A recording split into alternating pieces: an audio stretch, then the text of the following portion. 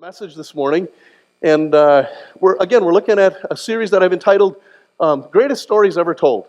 And I just really think they are some of the greatest stories ever told. When we look at the Old Testament, I love the Old Testament. I think in the last few years I've got even a better appreciation for the Old Testament as I try to really dig into it and digest it and look at it and say, you know what, I find myself in so many of the shoes of so many of those characters so often. You know, we've looked at Joseph, we've looked at Moses, we've looked at Adam and Eve, and we've looked at Noah, and we've looked at the Tower of Babel. This morning we're going to look at Samuel, and you look at these stories, and they're just rich. They're really, really rich, and some of you have the children's Bible stories books. Most of these stories that we're looking at are in children's Bible story books, and I really want to encourage you to read these things at home and read them to your kids, because these stories, yeah, they're long ago, they're Old Testament, but they're rich in history and lessons for us today. And my prayer and my goal in teaching these this summer and looking at them is that not only do you find yourself in them, I got to believe that each of us, at the end of each message, somewhere in that message, you can find yourself identifying with either that character or that situation. Because those characters and those situations are not a whole lot different today than they were back then. The context might be different, but there's just a lot of things that are the same, and we can learn from them. So I pray that you're being challenged by them, and in the challenge that you go out and live them. And what does it really mean to be a person of Christ today? And that's what I'm really getting at in a lot of these messages. Now this morning, we're going to look at Samuel. And as I was thinking about that this past week and thinking of Samuel, I guess I want to start with a question, and that is this. How many of you ever wake up in the middle of the night having dreams, wait a minute, and going, what was that? Am I the only one? Yeah.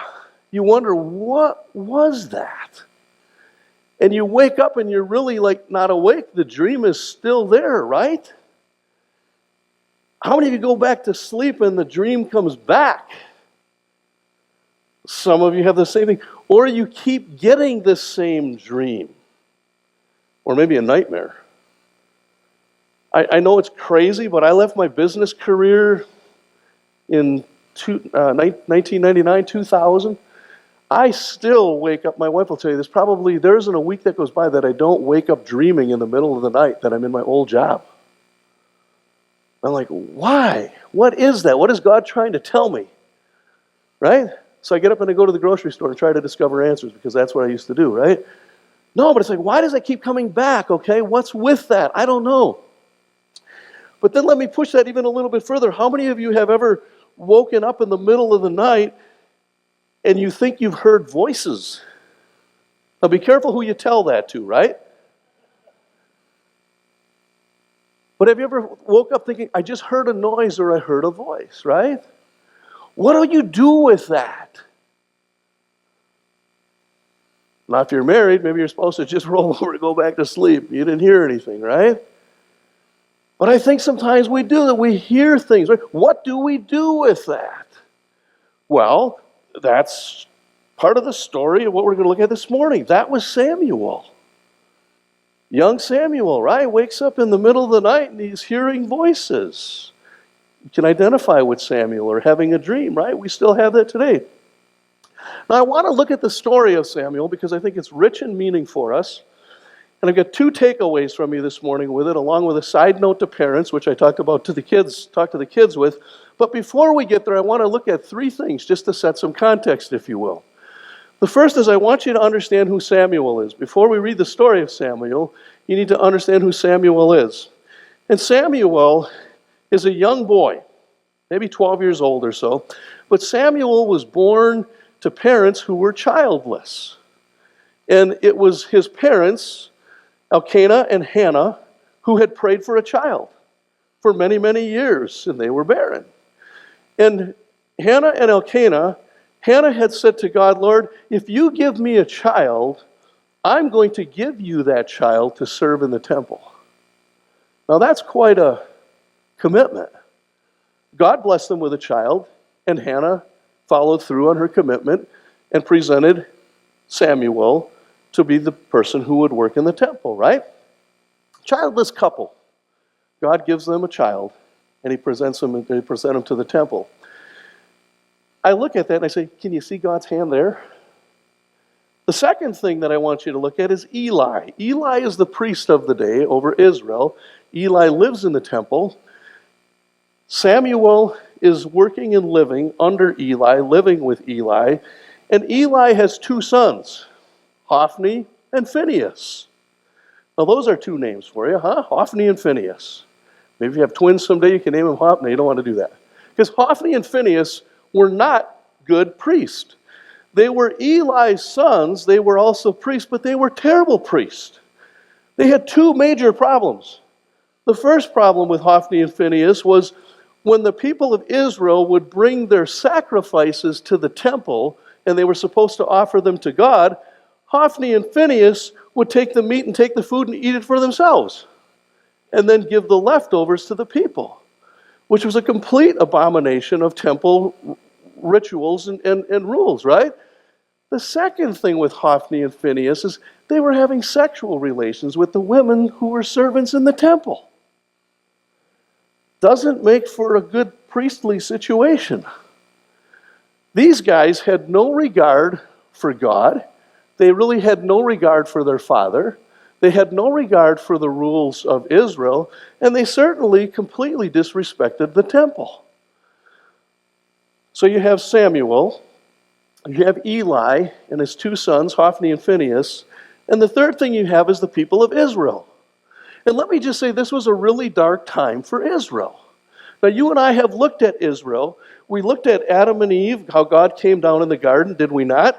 We looked at Babylon, we looked at Noah first and how God had spoken to Noah.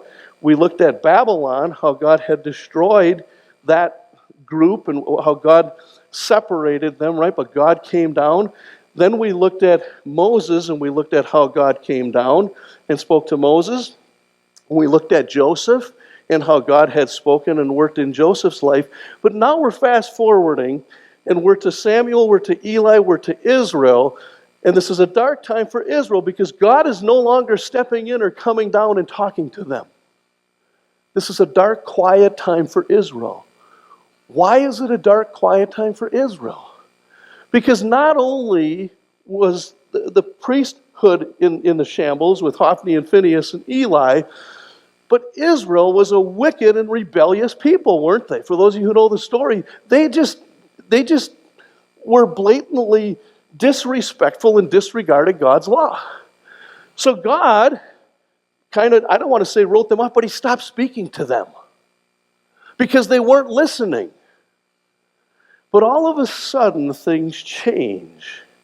And before we get to the story of Samuel, we'll see God stepping in, as I said, with Hannah and Elkanah and giving them this child, Samuel, and then you begin to see what God is going to do through Samuel.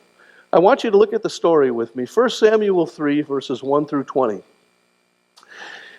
And the caption in the New Living Translation above this text says, "The Lord speaks to Samuel." Meanwhile, the boy Samuel served the Lord by assisting Eli. He's the priest, right? Now, in those days, messages from the Lord were very rare, and visions or dreams were quite uncommon. One night, Eli, who was almost blind by now, had gone to bed. The lamp of God had not yet gone out, and Samuel was sleeping in the temple near the ark of God. Suddenly the Lord called out, "Samuel!" "Yes," Samuel replied. "What is it?" He got up and he ran to Eli. "Here I am. Did you call me?" "I didn't call you," Eli replied. "Go back to bed." So he did. Then the Lord called out again, "Samuel!"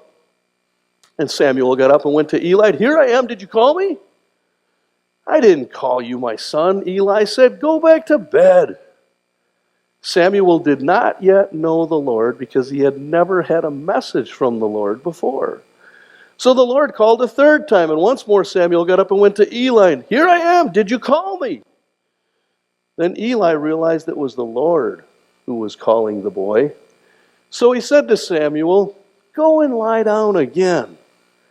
And if someone calls again, speak, Lord. Say, 'Speak, Lord, for your servant is listening.'" So Samuel went back to bed.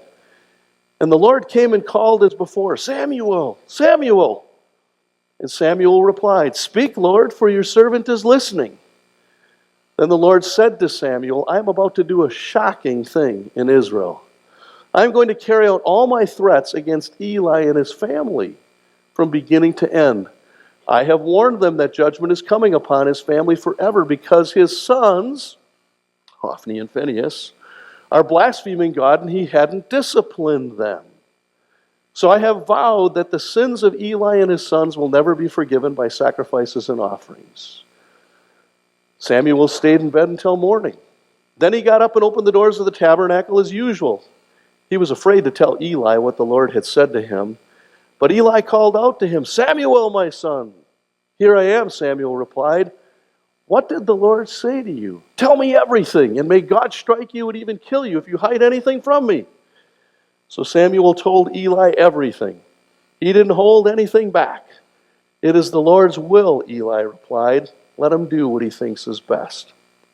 As Samuel grew up, the Lord was with him, and everything Samuel said proved to be reliable. And all Israel, from Dan in the north to Beersheba in the south, knew that Samuel was confirmed as a prophet of the Lord. The Lord continued to appear at Shiloh and gave messages to Samuel there at the tabernacle. And Samuel's words went out to all the people of Israel. I love that story. It's a rich story. There's so much going on there. But I want you to just picture the setting. I want you to picture young Samuel, maybe 12 years old or so. And he thinks Eli's calling him. 2 different times he runs up and says, What is it, Eli? You called me. And then it says in the text that the voice of the Lord in visions and dreams, those appearances were very, very rare. It's very uncommon. Samuel and Eli are not expecting to hear from the Lord, are they? He's not expecting that to happen in his dreams. Why? Because, as I said before, God was silent for this long time. It wasn't a common thing. It was out of the ordinary. It was certainly not routine. So Samuel figures when he hears this voice in the night, it's got to be Eli. So he runs to Eli, wakes him up, and Eli says each time, Go back to bed, go back to bed. Was Eli not expecting to hear from God either? You got to kind of wonder that. Was it so dark and so quiet that Eli didn't expect God to show up? And by the third time when young Samuel is awakened, the lights go on, don't they? Now it says that Samuel was sleeping in the temple near the light of the Lord, but he wasn't expecting to hear the Lord. The lights, if you will, go on, and Eli realizes it's the Lord who's calling Samuel. Just picture that. It's the Lord who's... What if that happened to you? And all of a sudden you realize, it's the Lord that's calling me. Whole different picture, isn't it? And then I look at it and I say, from our perspective, it's like, well, why wouldn't Samuel and Eli expect for the Lord to show up, whether it be voice or presence, when you're in the temple of God and you're sleeping near the light and you're sleeping near the ark, because that's where God was? Was there a sense of, even though these were religious people, was there a sense that there was just, they were maybe blind? Maybe Eli's only problem wasn't that he was visually blind, but maybe there was a sense of spiritual blindness?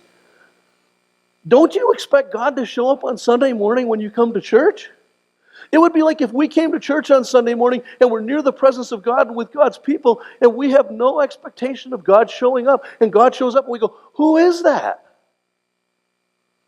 You get the picture? That's kind of the picture I get there. I hope when you come to church on Sunday morning that somehow you expect God to show up, or you hear God's voice some way and that He's speaking to you. Maybe it's through His Word or through His people. We expect God to show up. But they're living in the temple as priests and servants, and they're kind of shocked when God shows up. So Eli says, go lay down, go back to sleep. And finally, when Eli says, maybe this is God talking, he says, go back to sleep, and if you hear it again, say, yes, Lord, your servant is listening. Samuel listens, and God gives young Samuel this message that he's going to have to go back and tell Eli that God's going to do a shocking thing. Okay? We could talk a lot about just that word if you looked at it in the original language. Something horrible.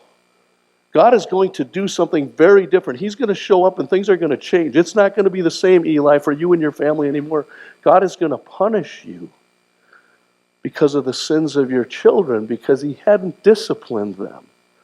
So Samuel gets this report in the middle of the night, right? Yes, Lord, your servant is listening. God speaks to Samuel. Samuel's got to go tell Eli. Eli in the morning says, what do you hear from the Lord? And now Samuel's got to say, this is what I heard. And Eli says, tell me the truth, the whole truth, and nothing but the truth. Don't leave anything out, because if you do, may death come upon you. So Eli gives the message, Samuel gives the message, and Samuel is afraid. But he goes ahead and tells him. And Eli says, may it be as you've said. If that's the Lord's will, may that be.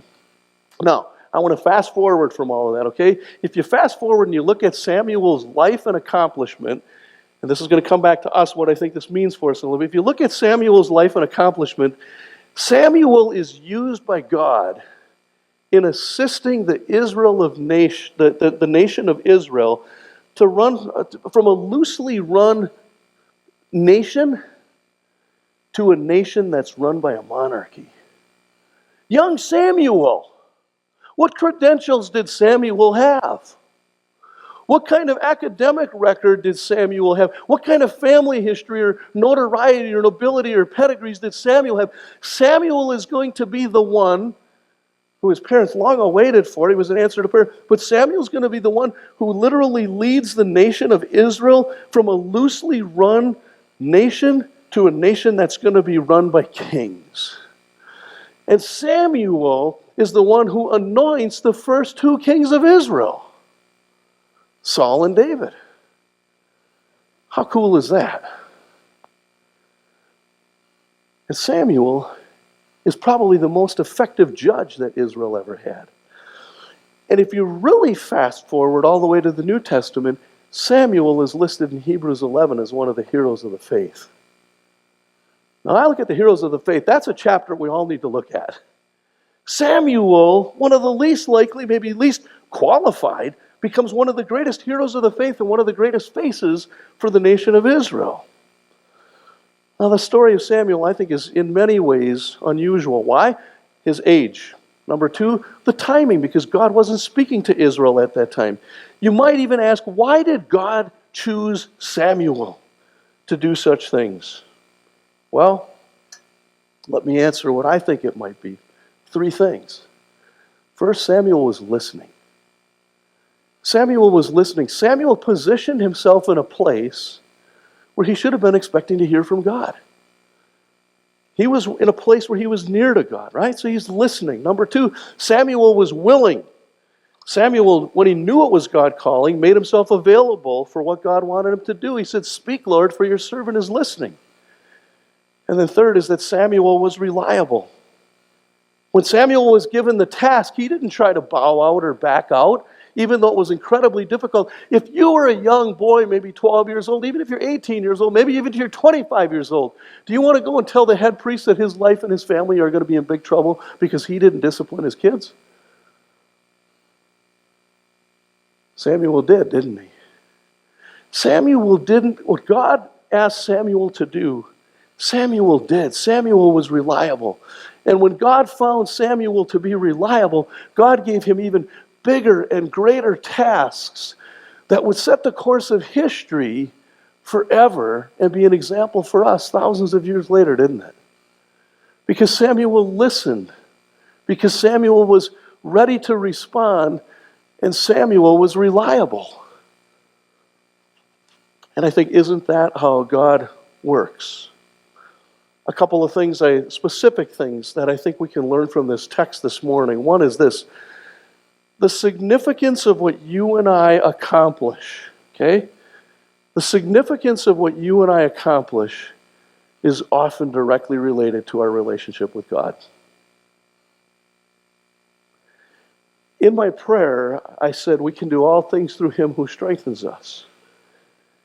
If we're not connected, we can't do a lot, can we? I mean, quite honestly, there's not a lot we can do on our own. If it's God who is enabling us, the more directly connected we are to that source of strength, the more we can accomplish in life. And Samuel's life is proof of that. When you go through the entire Old Testament, what you're going to see is this person walked with God, this person walked with God, this person walked with God. Samuel listened. He was in a place where his relationship was with God. And when you're in a place where you are able to listen to God, to put aside the noise of the world, okay, and to create that space where God can speak, God's going to speak. God is going to speak when we set out to listen to Him. Now, maybe He doesn't always show up in the middle of the night to us like Samuel, but I just believe that in every one of our lives, and if I didn't mean it, I wouldn't say it. If we are just quiet enough, and if we stop the busyness of this world and put ourselves in a place where we will hear from God, we will hear from God. Maybe that's the challenge you're going to take away from this morning is how are you hearing from God, or where are you hearing from God? God didn't stop speaking. People often stop listening. Huh? What you and I accomplish is not what we accomplish on our own, but it's what we accomplish through Christ who strengthens us. The closer we are in our relationship with Him, the more He can do in and through us. What we accomplish is directly related to our relationship with God. You see, when I look at that, I think everything we have, our time, our talents, our resources, anything about ourselves, our entire being belongs to God. And what Samuel did, Samuel said, I'm here, Lord, it's all yours. My time, my resources, my gifts, it's all yours. How do you want to use it? That takes a humble attitude, doesn't it? It takes a surrender. It takes a heart that says, it's not about qualifications, it's not about possessions, but it's a humble heart that says, I'm ready to serve. I'm yours, Lord. Speak, Lord, your servant is listening. So the first thing, the significance of what we can accomplish is directly related to our relationship with God. The second thing, and I put this in here, you're going to think it's bizarre, but I hope you make the connection, but this is really to parents. Don't neglect disciplining your children. Don't neglect disciplining your children. I think that is such a rich lesson today because if I can just be really honest, in so many homes, the children are calling the shots and not the parents today. If you want to challenge me on that, well, challenge me afterwards, okay? But the reality is way too often, I'm going to save some of this for Orange this fall, okay? We're not raising kids. If you raise kids, you're going to end up with kids. We're raising adults. We're not raising them to be children. We're raising them to be adults. And the Bible is so clear about the sins to the third and fourth generation and disciplining our kids to be brought up in the ways of the Lord. You see, but Eli had a passion maybe to serve God. It says he's older and he's blind and maybe he doesn't have the energy that he once did. Maybe he's more towards, I don't know where he's at in the spectrum, but probably on the latter spectrum of life, but he's still involved. He's still living in the temple, right? And he still seeks to serve God. But you know what? He neglected his family, didn't he? The text says he didn't discipline his children. I guess there's a lesson in that too. Let's not be so concerned and occupy ourselves with all of the things that demand our time at work, wherever, and neglect making sure that our kids are following the Lord and following in His ways and correcting them when they're not. I'm not talking about beating up on your kids and all that kind of stuff, okay? But I'm just saying there's a lesson here. Don't neglect your children. Now, don't say child neglect, okay? This is a different type of neglect. Don't neglect God's law and His will for your children. You and I have a responsibility as parents to discipline our kids. That is so strong in this lesson that if we see them erring or if we see them wavering or not following God's will, there's just prices that are paid, not just for the children, but parents as well. Can we change everything? Can we make our kids do everything we want them to do? We can't. But woe to the person who fails to point out when we err, right? We have an obligation to God to make sure that we discipline our kids. Don't be afraid to correct your children. Let me get back on track. Not that that wasn't on track, it's part of the story, but let me get back to the second thing here. The kind of person we are is more important than anything we might do. So often, I think, in this world, and this is part of our American mentality, our North American ways of thinking, we just want to accomplish and conquer and make a name for ourselves and build up what we have, save for retirement or who knows what, right? I mean, we just want to. We want this legacy, right? I mean, we want to be known, and we want to make sure that everything's taken care of, and we've done really well in life. You know what? We can have everything but miss everything. We can get so caught up in what North America tells us we have to have that we can totally miss the spiritual dimension of what God has in store for us. And that's part of what's in this lesson, the cost of Eli and his neglect. He got caught up with things. Maybe, I'm not saying they were wrong. He didn't get caught up with the wrong things, but too much of the wrong, too much of the right, too much of the wrong. The kind of person we are is more important than anything we might do. When I was traveling back to Wisconsin a couple of weeks ago for a funeral, I think I shared that with you, I was listening to some of Bill Hybels from Willow Creek's leadership tapes. And one of the leadership lessons that particular day was on the legacy we leave. The legacy you and I leave is the life we're living today. We often think we're going to build up this legacy and leave this legacy, right? And it's going to look like this when we die. If you and I die today, what we leave is what we leave. The life we live today is the legacy we leave. I know this sounds harsh, but what are you going to be known for? For the stuff you have? Or the lives you've changed or impacted? Are you with me? What will your kids and your grandkids remember you for? Because of how much stuff you gave them? Or how much love and life you poured into them? Those decisions and that legacy is determined today.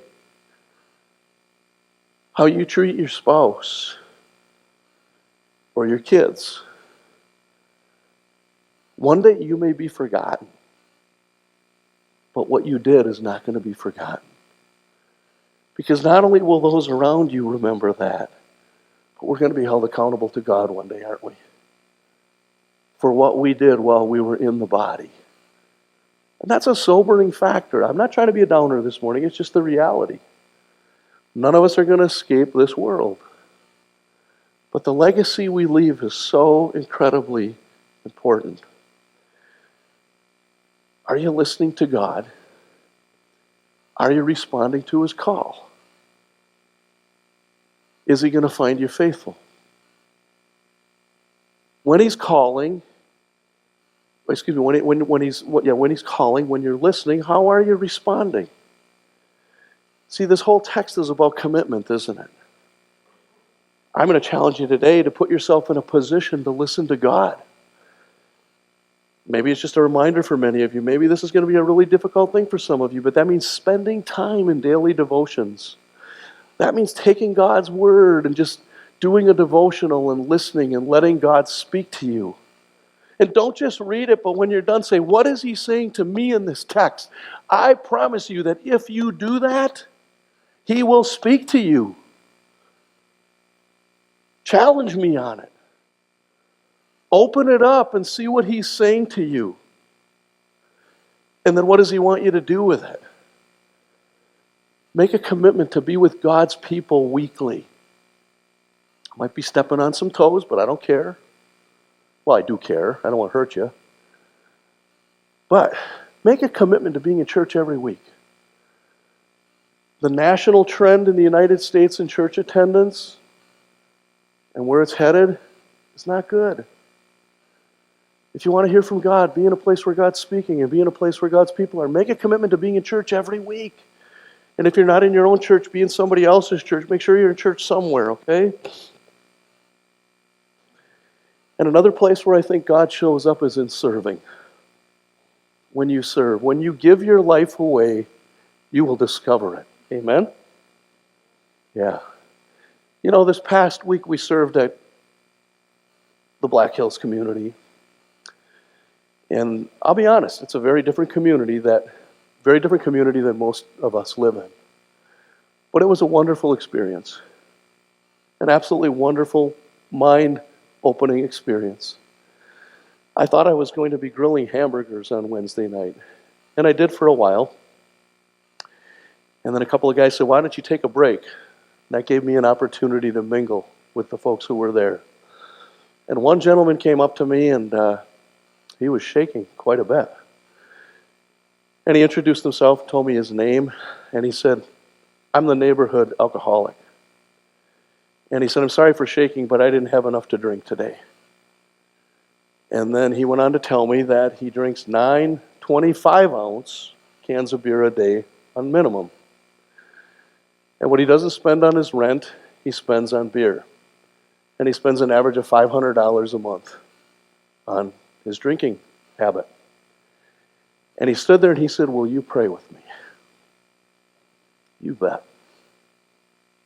You bet we'll pray. And that's just one story. And I came away from there that night thinking, what if I wouldn't have shown? I mean, and this is not about me. I'm using this as a challenge for all of you. It was just the way that I saw God show up in this man who in many ways feels hopeless and helpless and said, will you just love me for who I am? Will you just pray for me? I just believe that when we give ourselves away, when we put ourselves in a position to give ourselves away, God shows up. And you know who gets the blessing? Not only God, but us. Us. How do you see God? How is God speaking?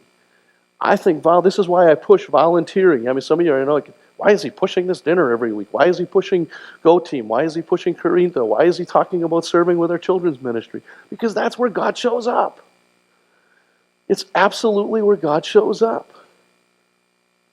Little girl, Wednesday night. I thought, you know what? There's 2 police cars across the street, and they're talking. The cars weren't talking to each other. The policemen were talking to each other. Right? They had to pull up next to each other with their windows, and I thought, I wonder if these guys ate.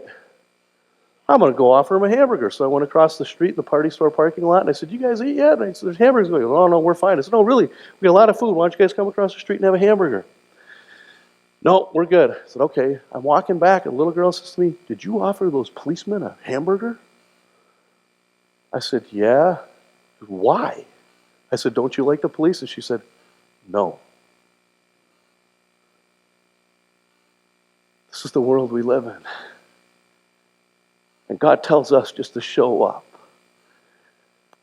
I told these little girls, they're good guys. They're here to protect you. You know? You see where I'm going with that? Are you listening? Where is God calling you? Let's just say to serve. To use what he's given you to bless others. My prayer is really this, and we'll wrap this up. Put yourself in a position to listen. Just hit the stop button sometimes. And just put yourself in a position. Can I just say daily? Daily. You wouldn't jump in your car and drive it all week without putting gas in it, right?